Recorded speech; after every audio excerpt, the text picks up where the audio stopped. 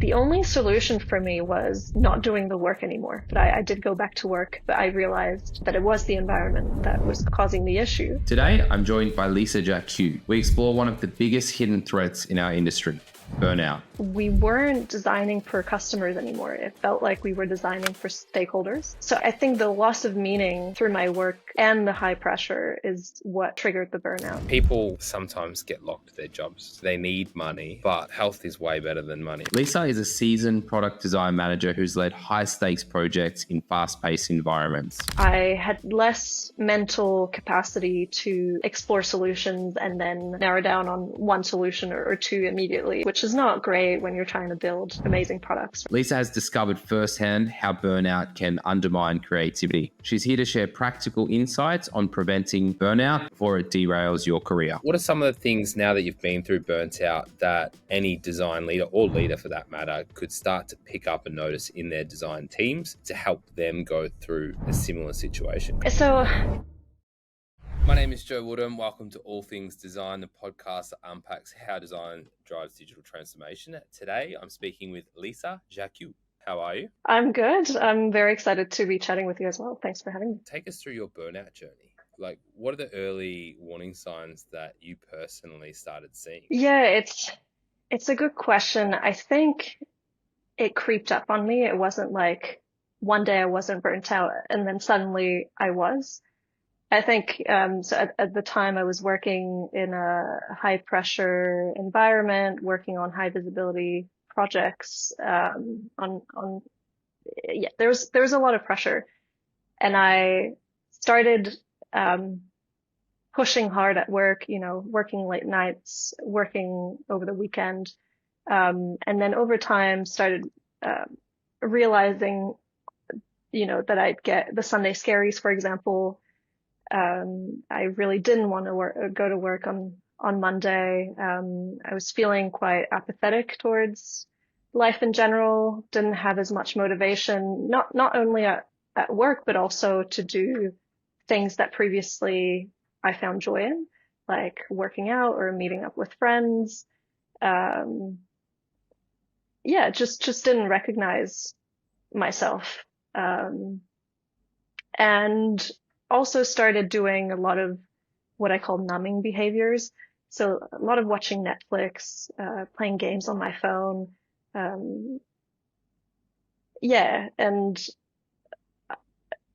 I only realized, after months and months of that wasn't quite normal. And it's actually a friend at the time that had called it that I was quite irritable and had sort of changed behavior. And that's when I started sort of putting two and two together and going down the route of finding out more about burnout. It's always good to reflect after the fact hard while you're in it. Like, what are some of the, let's say, things that you thought may have led to it? Was it workload? Was it stress from certain things that you had to get done in certain timeframes? Like, what do you think started setting off? Because you said that you weren't finding joy in the things that you normally found joy, and like usually most people get joy out of their work.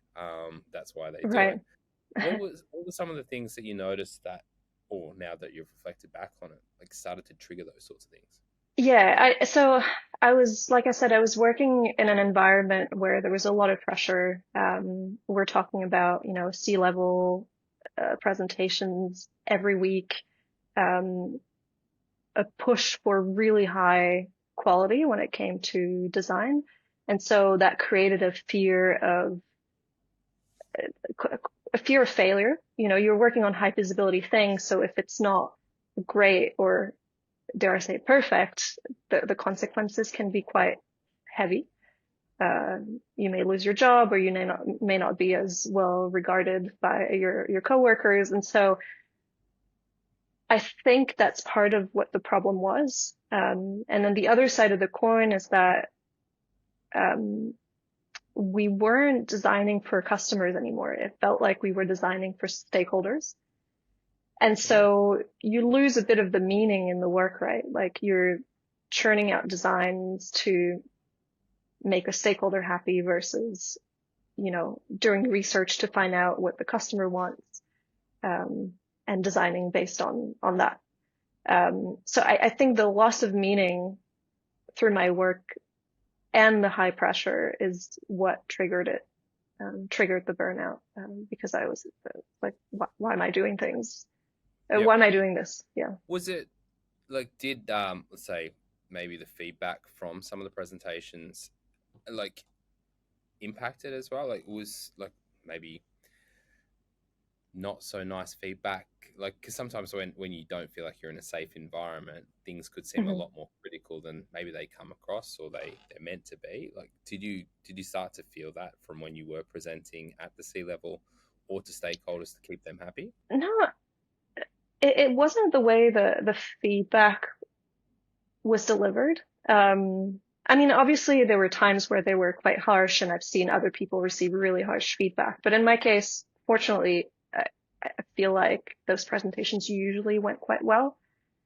Um, but it's more in the churn and that they create. So you get feedback that is based on personal opinion, um, and you churn out designs. You go back to the drawing board, you churn out designs to make this person happy, and there's no rhyme or reason as to what will work for them, right? Um, and I really think that that was the part that burnt me out Yeah. versus the delivery of the feedback, because I was able to not take it personally. I hope that answers your question. It wasn't so much the feedback delivery, but I could. Some people were really affected by it at the time, so it could have affected others. It just wasn't my case. No, like, I can relate so much to what you're saying. I went through burnout about 2 years ago, and it was just from doing tasks that I do, but like a lot more of them and for no reason. Like, there was no results being yielded at the end of what I was doing. And I feel like it was absorbing all of my time and all of my energy and not getting a result on the other side. So I was like, why am I doing this? I hate it. And it was something that I've enjoyed historically in what I do, but just absolutely hated it. Yeah, Like, exactly. And you keep pushing because there is a bit of a high in like making a senior stakeholder happy, right? I think I was getting a high out of this, and so I'd work late nights to make it happen. I'd work the weekends to make it happen. Um, and it just snowballs into, or like peaks into this moment where like I actually can't do this anymore. Why am yeah, I doing this?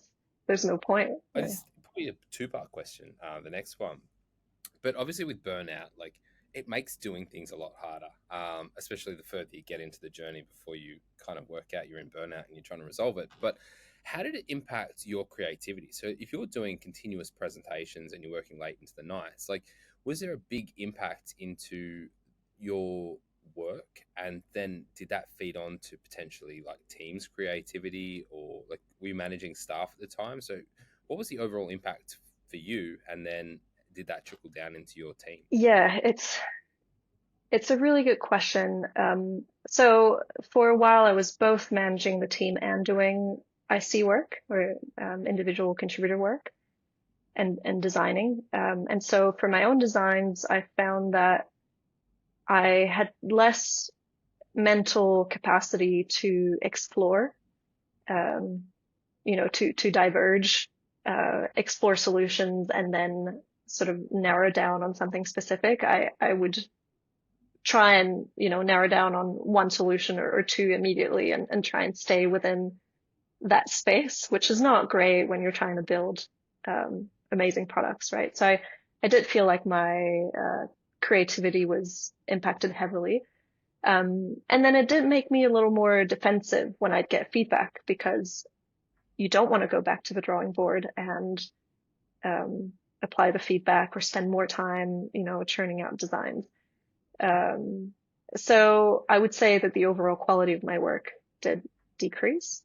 I was working really hard to try and mask it, but I could suddenly the process of design, which used to be really fun and easy, became quite laborious. Is laborious a word? It's just a Yeah. lot of work, and it wasn't fun anymore. And then from the management side,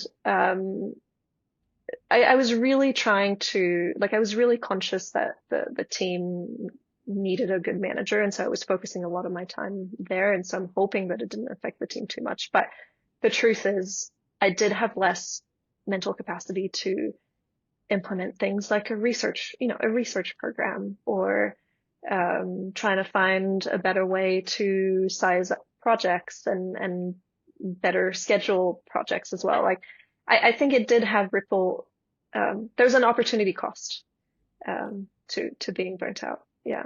Interesting. Like as we're talking about this, I'm trying to reflect back on my experience. It was Hmm. 2 years ago, so like once again I talk to you about this, but I like push things to the side and try and forget about them. But like for me, I don't think, like, I just stopped being creative altogether. Like it was too hard for me to think of other ways to resolve the problem. So I just didn't. And then my biggest problem is I became very irritable. And I probably very close to losing incredibly good staff just because I was very short fuse and I would kind of just snap at certain points. Like someone would say something and it would become a drama. And I couldn't work out why it was. And like it was so long, just like, why am I so irritable? So I'm glad my staff Yeah. stuck with it. As you say that, I do realize that it affected my personal relationships a lot. Yeah, Um, like I think at work I'm quite agreeable and I'm trying to not offend people, and so I was holding it all in, but then it snaps or it comes out at home. And so there were a couple times where I lost it on my housemate, for example, for silly little things that just felt so overwhelming at the time. Um, but yeah, they just made me really angry for no real reason. Or I'd snap at my partner at the time. Like, yeah, you do become really irritable, and that was one of the warning signs. And actually, the impact on my personal relationships is what motivated me to to do something about it. same on my end. My poor wife and my poor children at the time. I think I had a 1 year old and a 3 year old. So that's stressful enough in itself. But Jesus, I was hard to live in the house with. So luckily, my wife has already signed a contract to stick by me. But I was tricky to deal with, and I'm pretty sure she was the one that's like, I think something's wrong. So she's probably the one that kind of pulled me out of the slump, which was good. But what was the biggest turning point for you? You mentioned earlier, you said a friend was telling you that you're slightly irritable, and that's what sort of started to inspire you to change or look into different ways. Talk us through what you did from like, oh shit, there is something wrong. Um, where do I look for help? The only solution for me was not doing the work anymore. There was nothing else outside of that felt like it would bring me any relief. And so I was really lucky at the time. I was able to have a conversation with my manager and say, hey, I think I really need a couple months off. And so I was able to go on sabbatical, which I feel really grateful for. Um, and I took 4 months off, and went diving, completed my dive master for a couple months, and then went back home to France to stay with family. But yeah, the being able to have the conversation, having my leave approved, I think even though I had a 3 months quote unquote notice period before I was able to go on leave, just to make sure that the team was set up while I was gone. That even though I was still working for these 3 months, just having that light at the end of the tunnel was a huge relief for me. And I even found Very much. renewed energy. What was So that? so you realize you had burnout and you still had to do a 3 month handover to take the leave? Well, to be fully honest, I wasn't sure if I'd come back to my job afterwards. And so I wanted to play it right and give them 3 months notice, which was what was in my contract at the time, Yeah. should I wish to quit. Yeah. And so that just made me feel better. I knew that if I decided not to go back after my sabbatical, that I had given the 3 months, that the team was set up, I didn't have any regrets or feelings of guilt around suddenly leaving and dropping the ball. All right, let's talk about that 3 months then, because like obviously going away on sabbatical for 4 months and just doing something that you love and leaving the thing that was causing you the burnout, obviously that kind of helps solve the problem. But you had 3 months to deal with it. Talk me through, like, once you realized it was burnout, what are some of the strategies? Well, obviously you went and talked about going on leave, which was a light at the end of the tunnel, but there's 3 months you have to deal with it. So what were some of the coping mechanisms that you started implementing in your life and also in your day-to-day work that helped you get through that 3 months? Because that's a long time. It is a long time, and there were times where I felt like I just wish time could go faster. I mean, I was really in, like, I don't know what the right word for it would be, but management mode. I was just trying to not make it worse. And so I had stopped working on weekends, because I realized that I was actually way more productive during the week when I had 2 days of rest in the week. I had deleted Slack off my phone as well, because I'm a little neurotic, and I tend to check Slack, or I used to check Slack right before going to bed and first thing in the morning. And so, you go to bed thinking about work, and you dream about work, and it consumes your life. So I stopped doing that, which helped. And then, tried to keep exercising, tried to have fun over the weekend, see my friends, like, meet all of the needs in the Maslow, pyramid, or at least the basic one, so I wouldn't totally crumble. But yeah, I think so. I then I'm jumping ahead a little bit, but I did go back to work, to the same workplace after my sabbatical, hoping that the break would have energized me enough that I'd be good to go and the burnout would be solved. But I realized at that point that it was the environment that was causing the issue.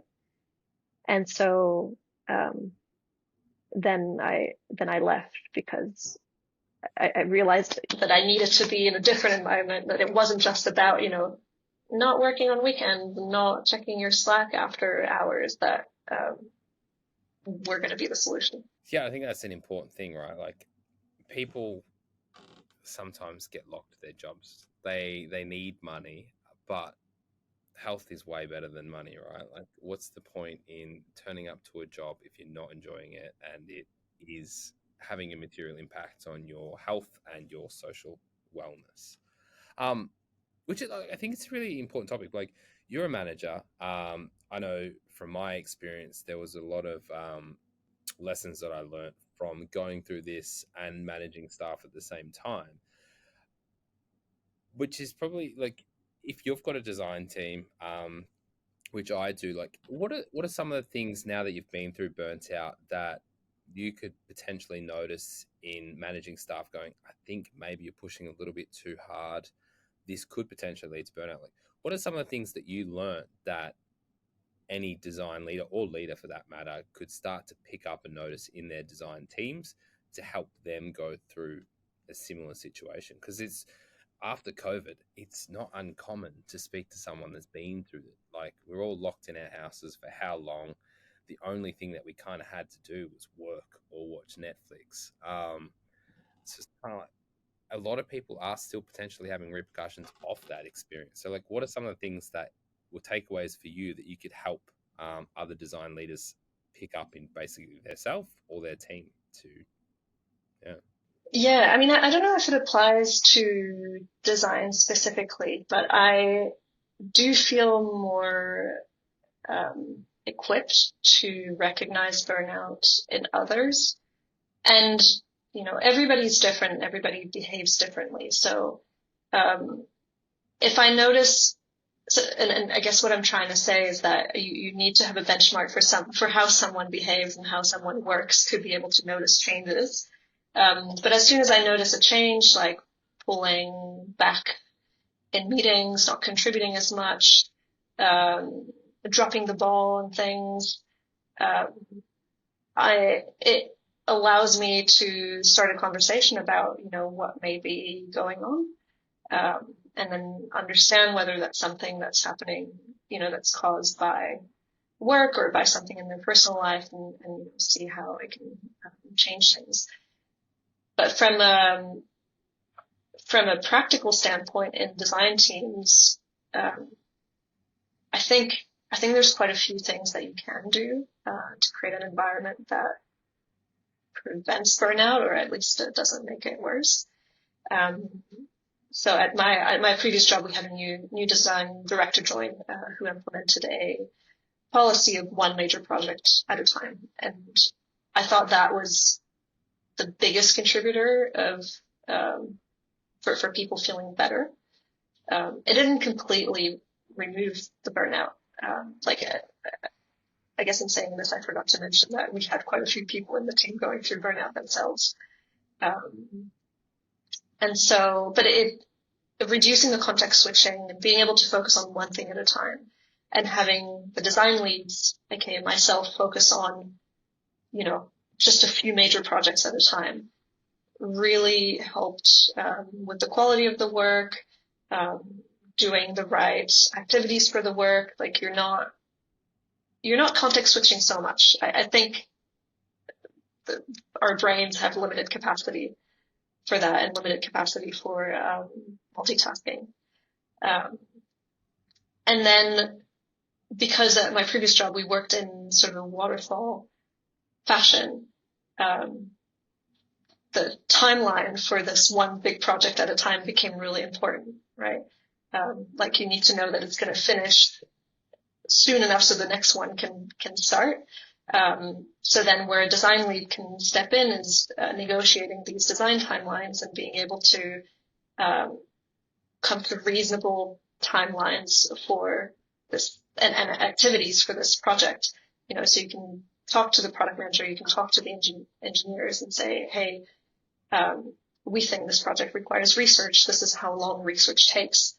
If we don't do research, that's fine, but you'll get something that may not be based on what the customer wants. Are you okay with this? Like you enter this negotiation process, which I thought was quite useful in ensuring that everybody knows what is happening, what you're doing it for a reason, and you're just focused on that one project at a time. Going through that process, and I've spoken to people that do similar, like it to a degree takes the risk or the pressure off you. Like you've gone, we haven't done this, like we haven't done the proper research here.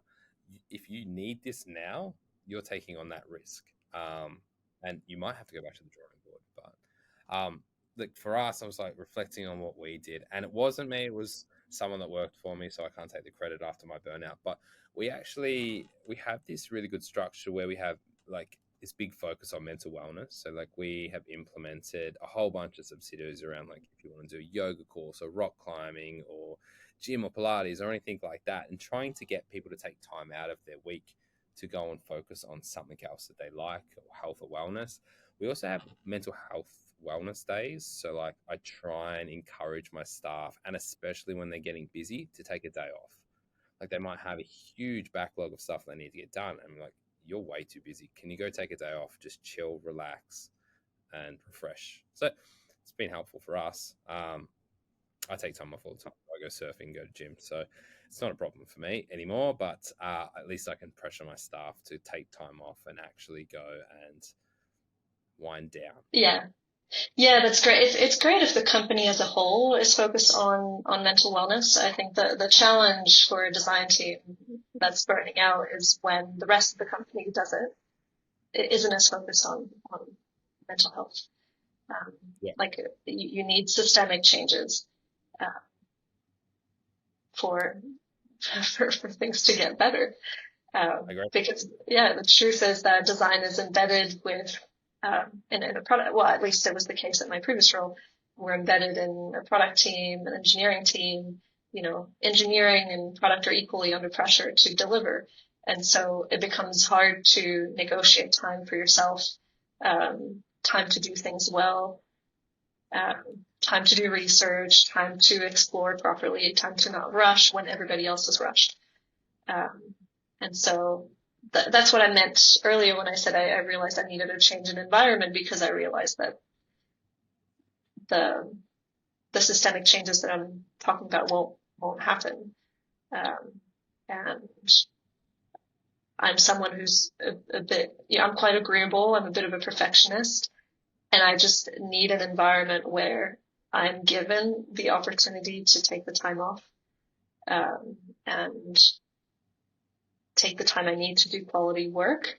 Otherwise, I'll work myself to the bone because I cannot put those boundaries myself. Yeah. So knowing yourself in that way, I think is good too. I agree. Look, going back to, I think it is a top-down thing. Like, you have to have the business be on board to be able to give you that space and that time.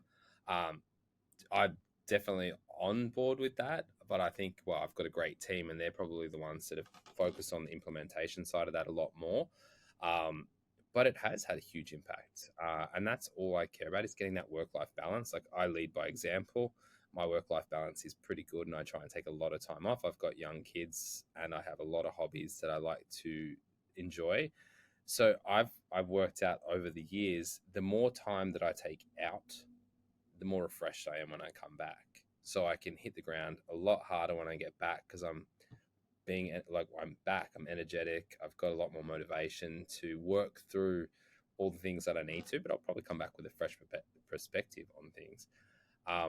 And I'm trying to encourage my team to do that. So I'm like, I don't give a shit what time you work. Like, depends what, like, if you're on site with the client, yes, you obviously work around their time schedules and stuff like that. But like with my operations team, like, if you want to start at 6 o'clock in the morning and finish earlier, or do a couple of hours in the morning and do a couple of hours at night, because you've got some hobby that you want to do at midday, do it, because you're gonna enjoy your job a lot more, and it's gonna protect you from burnout.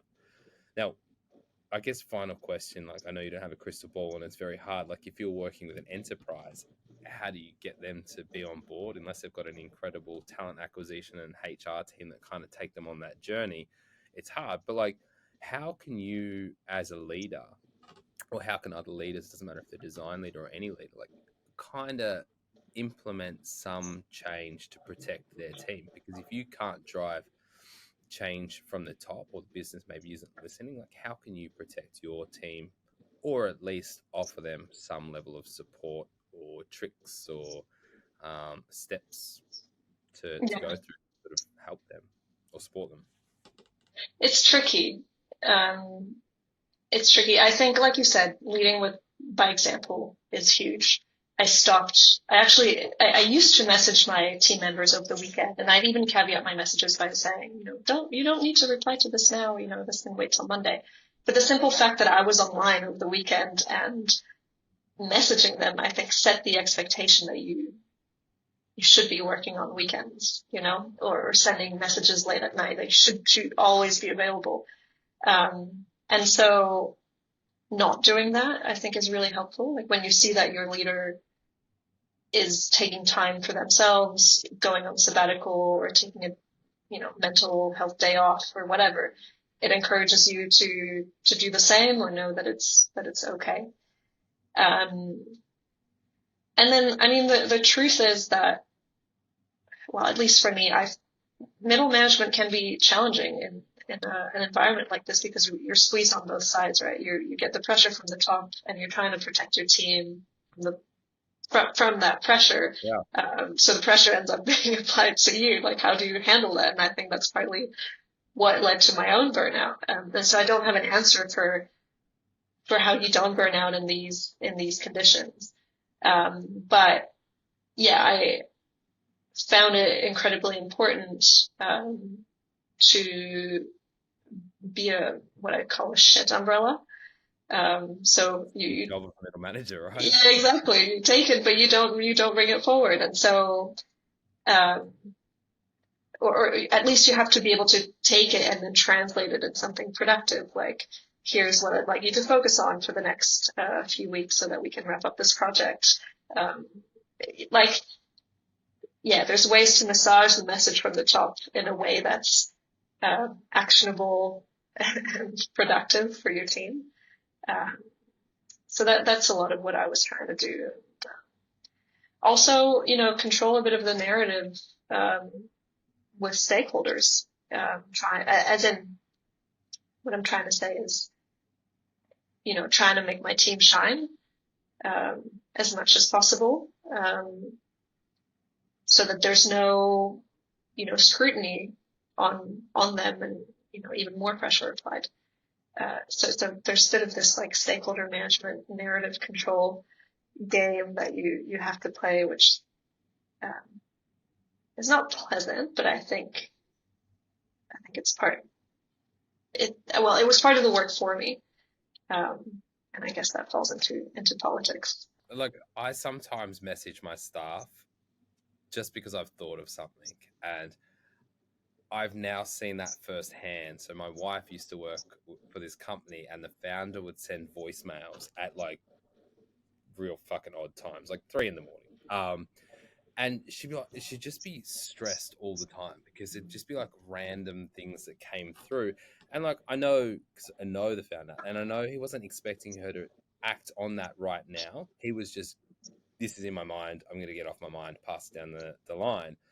But she'd feel the pressure that, I need to get this sorted as soon as possible. And it was just like this really bad loop of like the pressure coming through from her, and it kind of burnt her out. So now I try not to message staff. Even if I've got something, I'll email myself so I can email them in a time that's a bit more. Yeah. Or if you use Slack, there's this really cool functionality. I think that's quite recent, but you can schedule your messages. So I would type up my messages over the weekend and then schedule for them to be sent on my Monday morning, for example. So because otherwise I'd forget, I think. So yeah, you get the thing out of your head, you schedule it, it will be sent, but your employee receives it at a reasonable time. Yeah, look, I just email myself, and usually by Monday I probably have resolved the problem or answered the question, so it didn't need to be sent in the first place. Yeah. Which is good. Lisa, it's been an absolute pleasure speaking to you today. Like, I know burnout, it's a pretty personal topic, so I appreciate you delving into it with me. If anyone wants to reach out and connect with you, best way just to reach out via LinkedIn. Yeah, totally. Always happy to chat, connect on LinkedIn. Sweet. Me too. Like, if anyone has burnout or gone through burnout, I'm happy to jump on a call and talk about all things burnout. It's horrible. So yeah. But once again, absolute pleasure. Thanks. Thanks for having me. Yeah, I think this is an important topic, and it's not talked about enough because, like you say, it's quite personal and it feels a bit vulnerable to share your personal experience around this. But I hope someone will relate or find this useful and seek the help they need. Definitely. Well, thanks for getting vulnerable with me. Thanks for making it easy. I appreciate that.